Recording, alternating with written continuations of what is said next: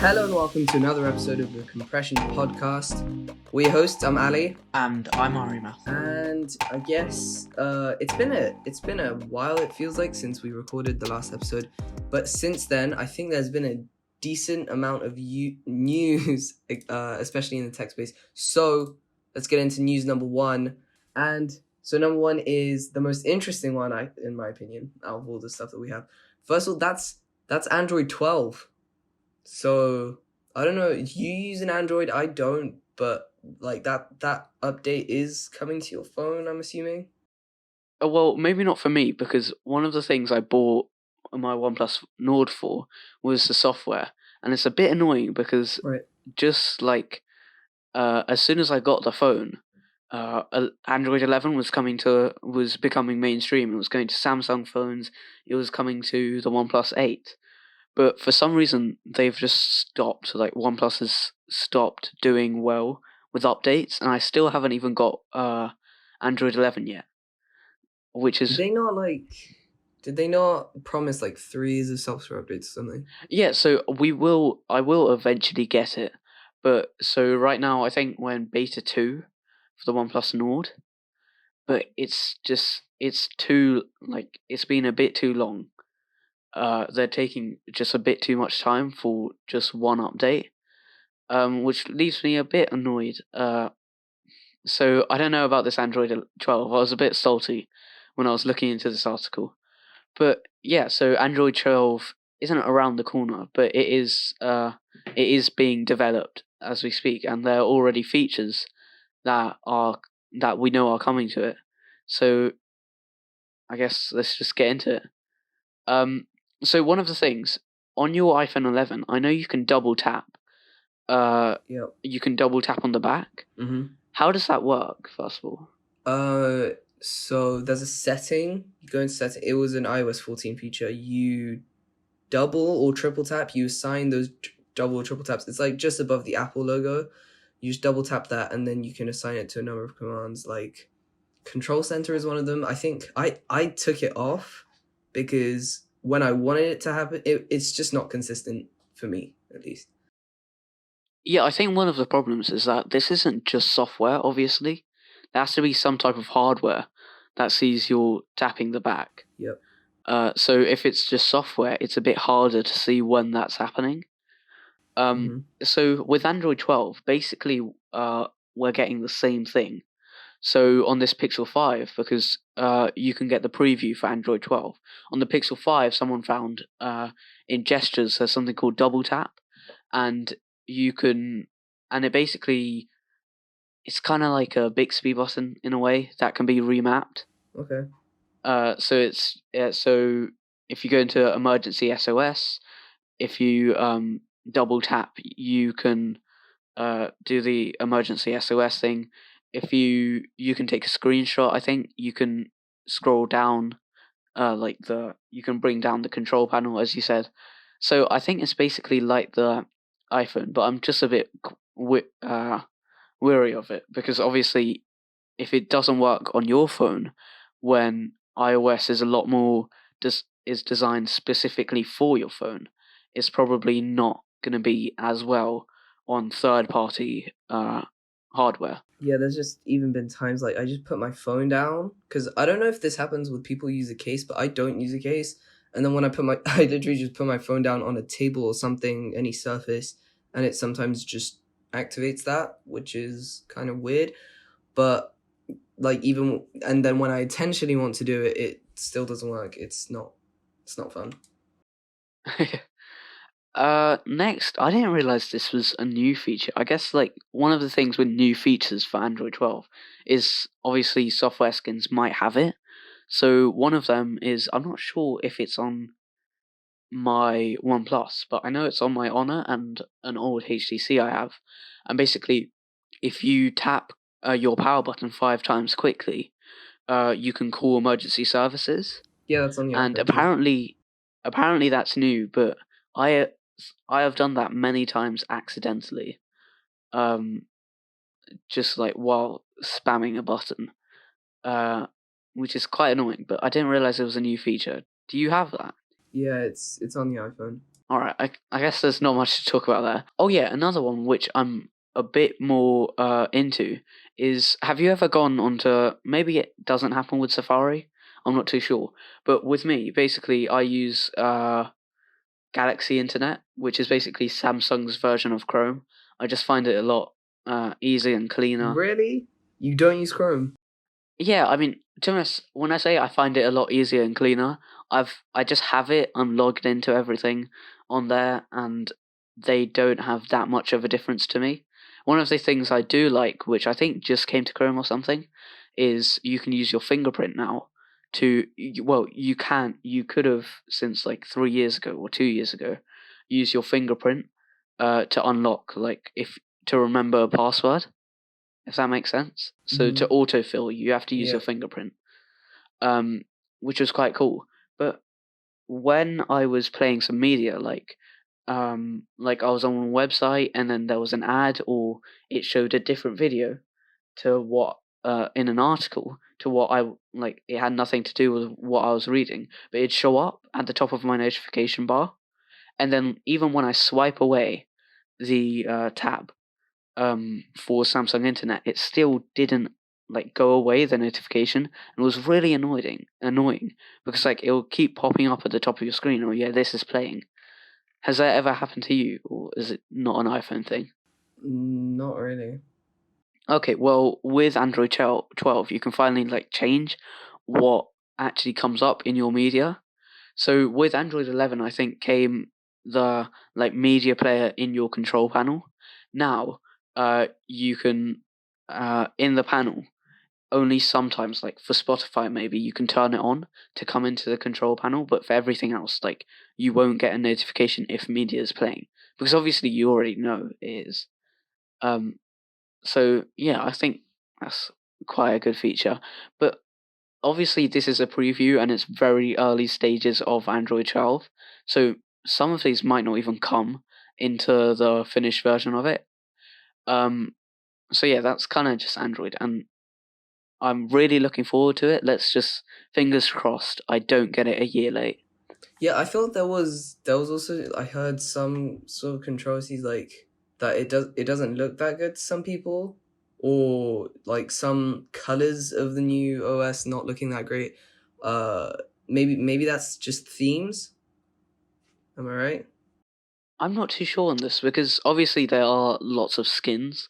So the images I have here, they do look a bit more like tinted blue, but I like the colors. I mean, I'm not too sure if these are going to be the ones that stick, but this is like, you probably not like the cut. If you don't like the colors, that's only if you have a Pixel phone, because this is only a preview on a Pixel. Hopefully you can change So them though, like themes similar to yeah, on Chrome on the desktop app. yeah, because Oxygen OS, what's on us actually? I'm not too sure, but Oxygen OS, EMUI? EMUI, Isn't that honest? yeah, but obviously it doesn't have Google anymore, and we'll get onto Honor a bit later. So Oxygen OS, One UI, that's it, and others, like they'll have a different experience to what you're getting on these Pixels. So if you don't like the color, most likely you probably don't have the phone that will have that color. Okay. Yeah, and I also saw like a couple other features. One of them was one-handed mode. I've seen so many different Android OSs try and have some sort of one hand, like just bringing the whole OS down so that it makes it easier for one-handed users. I'm not sure. Like the things I've seen, I haven't seen a one-handed mode, but maybe that's because it's not exactly new. With EMUI, even like a couple years ago, even with Android 8, I think, or Android 9, um, you could get one-handed mode, and basically you swipe up from the bottom of your screen, like bottom right or bottom left, and it all shifts it down into like a 4-inch, 3-inch screen. Yeah, maybe it is. It's just like a maybe it just wasn't on the pixels on stock Google because like One UI especially. As we're going on to features, to like there are more features being added because they have to find something to add to the next software.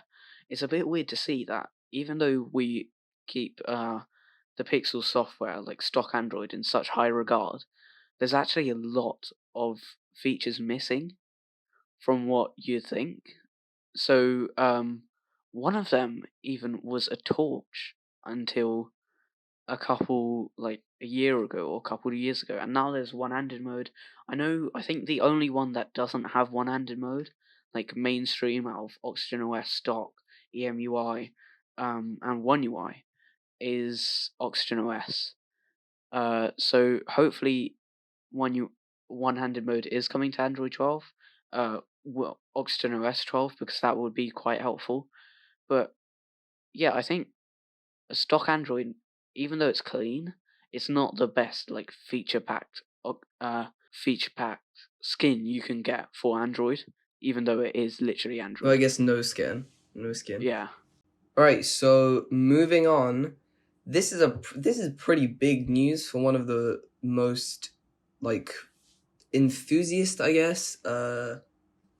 What do you call it? He's the Co-founder. founder. Yeah. He's the founder of OnePlus. Well, co-founder until co-founder. I mean, no, sorry. What was he? He's the what do you call it? He was the co-founder of OnePlus. Yes.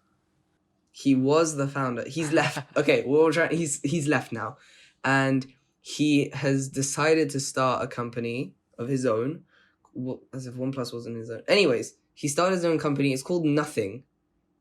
That's literally the name. You've probably seen this on Twitter. If you're listening to this podcast, you're probably in that world already of the Nothing company. Recently, actually is Nothing, the company Nothing, is now the sole owner of the Essential brand. Remember Essential? I can vaguely remember the Essential phone, but did that do well? I don't remember it doing well. It didn't. So the Essential phone one, their first phone, it was basically like their shtick was basically that this is literally the bare minimum. This is the essential. That's all you need. The bare essential. And that's like their sole purpose, just to provide you with the essentials, no bells and whistles, just a plain clean. I think it was like $700 in the end. But yeah, that phone absolutely failed. It didn't sell a ton. You're lagging out. It didn't do well. And then the company kind of fell on its face. They didn't make another phone, and I thought the Essential brand just kind of went, but apparently not, because now the OnePlus director, Carl Pei, has owned it. By the way, his Twitter has been hilarious. First of all, he gave away. I found this kind of funny that I know, like, you've left OnePlus and everything. He gave away, like, I don't know, was it like 10 M1 MacBooks? Yeah, I guess OnePlus doesn't have a laptop, so it's not as if he's backstabbing them. Yeah, But yeah, it is a bit yeah, funny. But one thing so you're talking about essentials, like their aim was to give you a clean slate, which is the title of Carl Pei's new company, Nothing. But also I yeah, think Carl Pei, like one of the essentials of OnePlus was that it's your basic necessities, it's everything you need. It's clean, which was obviously their software, Oxygen OS. It's a well, like it has finesse to it, um and it's dictated by like what you actually want, what the consumers actually want. So I think owning the Essential brand is basically he's trying to start another OnePlus, just uh just try not to take it in the wrong direction that OnePlus is kind of going right now, with not so clean mm-hmm. Oxygen OS. Like it's kind of jumbled with the OnePlus Nord was, I think, Carl Pei's idea, but I think like the rising prices probably bothered him a bit. So Yeah. yeah, I can see why he wanted the Essential brand, because it is literally his like motto, I guess. Yeah, and I mean, what are they actually selling? They are their first recent confirmation. This is from a 9 to 5 Google article. Um, Recent confirmation has come from the firm that Nothing will introduce an array of wireless earbuds with a wider focus on smart home technology and integration as the Nothing product line expands. So, first wireless earbuds. That's kind of funny. They recently announced OnePlus Buds. It's Well, I mean, not really recently. yeah, OnePlus Buds have been here for months now. yeah. I don't want to be like that. I don't want to call him out and be like, oh, you're backstabbing your own company. That's not what this is. He's just starting a new company, and yeah. So I'm just gonna read more of the article. This means that all existing trademarks, logo, and the entire Essential brand are now the intellectual property of Carl Pei's Alphabet invested startup, although it is unclear how this affects any of the patents currently held by Essential. So Essential is basically nothing now? Oh, do you get it? Nothing. Essentials, nothing. But that, Yeah, but I think it's basically like Beats, isn't it? Just they have a lot less products, yeah, but they're not gonna have and the yeah, Essential the brand's going to branding be on the. discontinued. Yeah, Yeah, okay. I think it's more like the properties of Essential and the brand itself. I think that's it. Yeah. Uh, but one thing to note is obviously Carl Pei he led the Nord's he led the OnePlus Nord project. But I'm not sure if he was like if he had something to do with the buds. I'm sure he made some decisions. Um, Now the buds have like uh they're good earphones, but they do have a couple flaws, and one of them is like integration with your phone, like with touch capabilities and all of that. Because if you didn't have a OnePlus phone, first of all, like the features were limited to skipping the track, and that's literally it. And then if you have a OnePlus phone, like you can change it a bit, but there's only double taps. So I'm really hoping with like this new start, this fresh start, their like their products do have they don't look like they're just like a new startup, but they actually have the same finesse as OnePlus or Samsung or Apple, just better, if just like cleaner, I guess that's what I'm saying. Yep. And also Essential itself had been working on its own home smart hub and speaker that would run ambient OS. So this is basically an audio company. That's what we know so far. I doubt they're gonna make like a phone or something.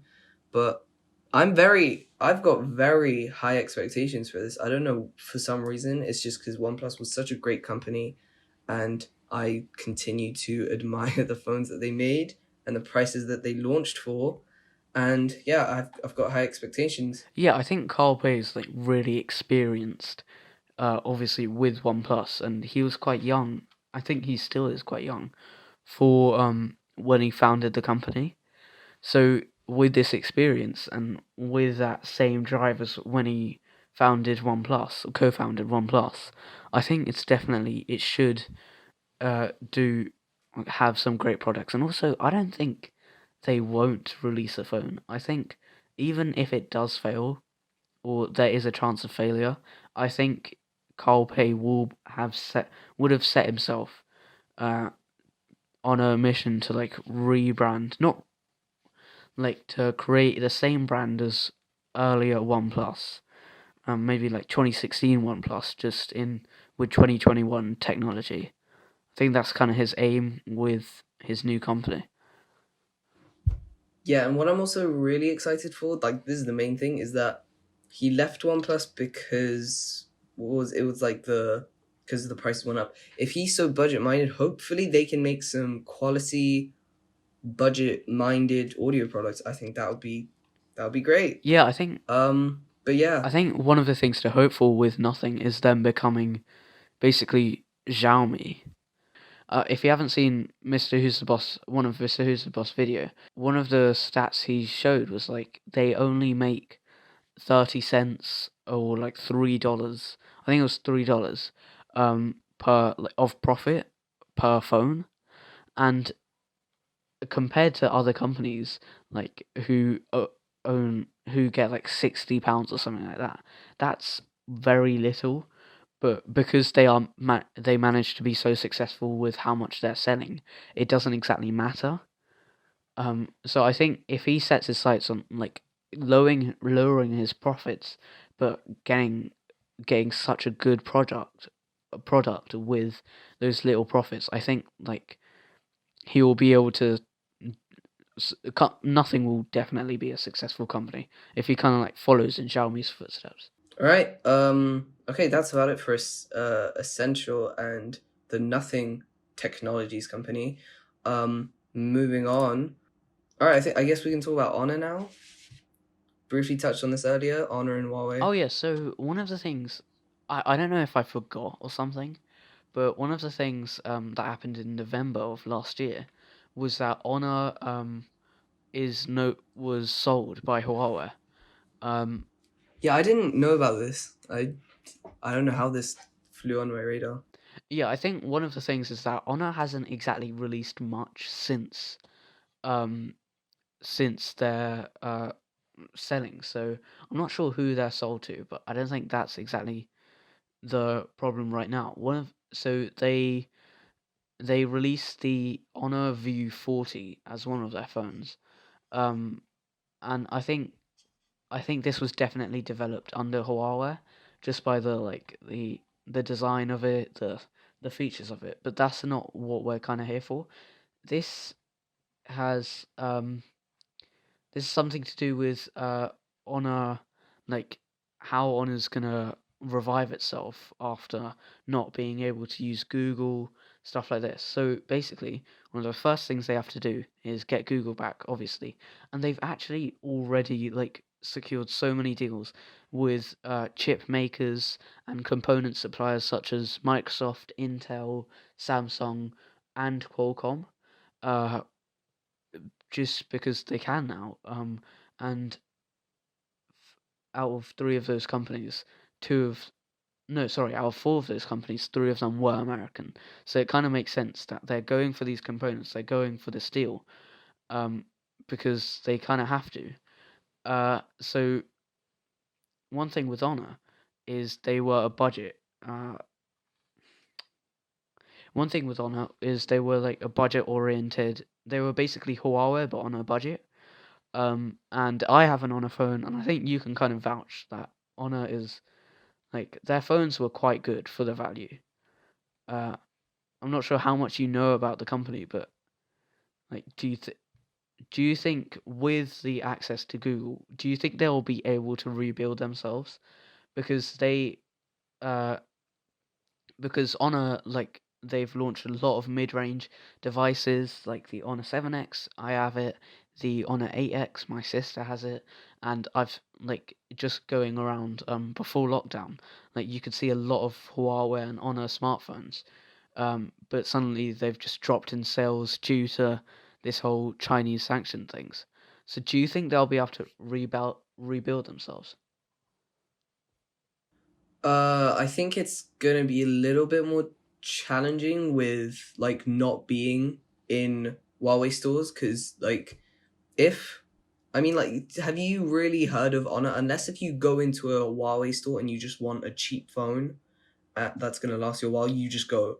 You see this Honor booth in the Huawei store because you probably know Huawei, but you probably don't know Honor, and then you know about Honor because you find out about Honor because you've been in a store, you've been looking for a Huawei phone, and you're on a You budget. know what, That's gonna make it a little bit more difficult, I think. I kind of disagree with you on that because the amount of people shopping online for a phone is a lot more than going into stores, and even with Huawei. So every I like to look into like phone stores and all of those because you can see the actual flagships in person. Um, and one of the things with Huawei, especially now that they were sanctioned by the US, like you see them less frequently, and also their stores have like three phones which are their flagships because those are the ones that are getting pushed to you.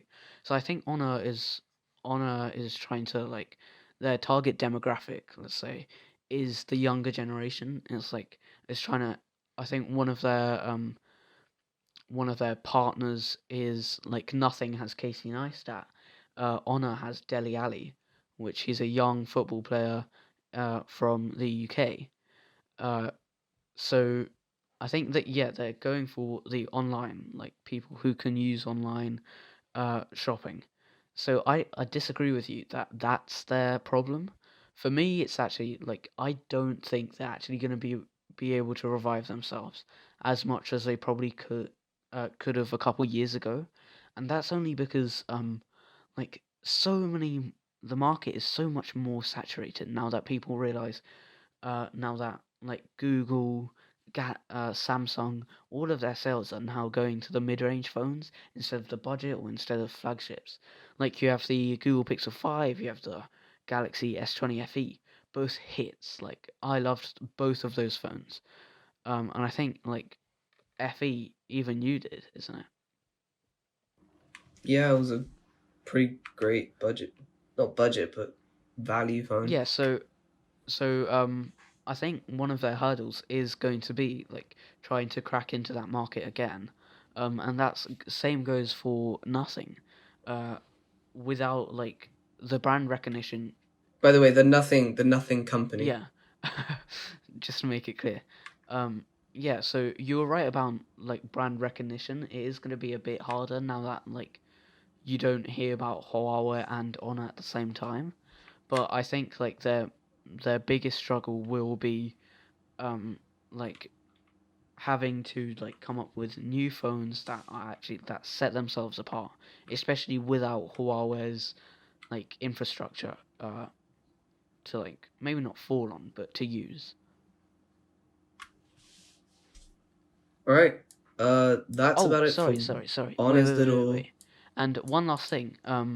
I was just wondering like what they would use. So with Google services returning to Honor, they are actually going to use Magic UI. Have you heard of that? That sounds kind of cringe. I'm not gonna lie. Magic UI. I haven't heard of it though. That's like a honest special. No, I, I don't think so. Oh no, it is. It is. Ah, I didn't realize that. I thought like So honors making software yeah. from the So ground up. again, that's going to be even harder because Chinese software doesn't exactly have the, except for Oxygen OS, it doesn't exactly have the best reputation. So they really need like they have so many hurdles to jump into. This kind of hit home because I'm right now using the Honor to record this podcast. So yeah, I found this interesting. Cool. But I think we can move on then from honors little. I knew nothing about this until today. But it was pretty. I don't know how it's flew on my radar. Anyway, let's move on to. This is a little bit of smaller news. This is from a Verge article. It's about Samsung's new budget-oriented phone. They make so many. You probably. I didn't even know they had an F series of phones. I didn't know they had a Galaxy F lineup, but that's exactly what we have. We have a Galaxy F62, which is coming to India. A lot of Samsung phones not coming to uh, North American markets for some Yeah, I reason, think it's just but mainly the budget I phones think though. yeah, it's just easier to they have a lot more popularity in the Eastern, like India, in the Asian markets, and also it's a lot cheaper to get their phones out there. Yeah, and but the main thing about this phone is it's a budget phone. I'm just gonna read the price real quick. $330. So a budget phone in 2021, 7,000 milliamp hours. I believe we have seen a 7,000 milliamp hour battery, which I think was actually in another Samsung budget oriented phone. Was that it was an M series phone? It was the one. What was it? The one with the fancy camera. It had like a flip up camera. I I think it's can't remember. the It was like a. M20 was like 6,000. I remember. I can't remember what. I Oh right, that was 6,000. But there was another. I'm sure there was a phone that had a 7,000 milliamp hour battery. Yeah, I don't think I'm we should sure. dwell on it a bit too long. But I think the gist of it is Samsung loves big batteries in their budget phones slash mid range phones. Yeah, it's other than that, it's not that interesting. 8 gigs RAM, Exynos 9825 processor I've never even heard of. That was actually in Note 10 back in 2019. But anyways, 7,000 milliamp hours. I'm excited to see what kind of battery life you can see. Although you're probably not going to get many reviews on this phone, just because it's targeted at India. That's a shame, but other than that, it's a regular phone. 6.7 inch, 1080p OLED display, 32 megapixel selfie camera. Um, Ye- 12 megapixel ultra wide, 64 megapixel main. That's It's just the 7,000 milliamp hour battery, which is super Yeah, special. again, I think it's so hard to break into this market, and this is just another example of it. Like we just 64 milliamp hours at 6.7-inch screen, they're not special anymore. So like even with the 7,000 milliamp hours, there's probably an even better Chinese phone with slightly less battery, but with like 100, maybe like the Poco uh X3 NFC. So like it's just like disregarding it as not a special phone. It's hard to get into the market, and that's just reiterating what I said about nothing, the company, and Honor. Yeah, but that's about it. We'll stop for now. We'll take a quick break and we'll be right back in a second.